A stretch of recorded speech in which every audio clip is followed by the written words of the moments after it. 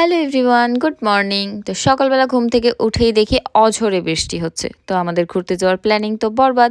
এদিকে রাজেশও বেচারা ভিজে ভিজে চলে এসেছে। ঘুরতে যাবো বলেছিলাম সবাই মিলে, বাট সবই তো ভেস্তে গেল। আর কি করা যাবে, তাই ভাবলাম একটু রান্না বান্না করেই খাওয়া যাক। আচ্ছা, বান্ধবীকে ঘুরতে নিয়ে যাব বলে ডেকে এনে কাজের মাসি বানিয়েছো কখনো?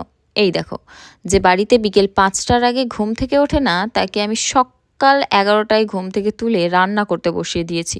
তো কাটাকুটি করতে শুরু করে দিচ্ছে, আর ওই অভিযোগটাই আমাকে করছে যে তুই আমাকে এত সকাল সকাল তুলে নিয়ে এই রান্না বান্না করাচ্ছিস।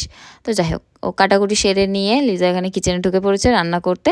আর এদিকে রাজেশকে দেখো বক্স নিয়ে ঘুরে বেড়াচ্ছে গান চালাবে বলে। তবে হ্যাঁ, আমরাও কিন্তু লিজাকে একটু আধটু রান্নাতে হেল্প করছিলাম। পুরোনো বন্ধুদের সাথে এভাবে একটা দিন কাটাতে যে কি ভালো লাগে সত্যি বলে বোঝাতে পারবো না তোমাদের। হাসি মজা নাচ গান করতে করতে আমাদের এদিকে রান্না চলছিল। আর রাজেশকে দেখে দেখো, ওকে চাল ধুতে দিয়েছি। কাকিমা বোধহয় বাড়িতে কোনোদিন ওকে এই কাজটা করায়নি, আমরা সব কিছু করিয়ে দিচ্ছি।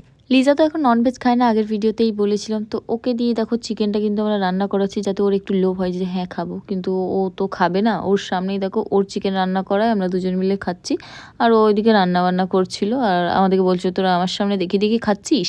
আর এইদিকে দেখো বৃষ্টি শেষ হলো না, অথচ আমাদের রান্না বান্না সব কিছু কমপ্লিট। তো চলো আমরা এখন জমিয়ে একটু খিচুড়ি, চিকেন আর ও পনিরের তরকারি দিয়ে খাচ্ছে। তো খাই। তো চলো টাটা, দেখা হচ্ছে নেক্সট কোনো ভিডিওতে।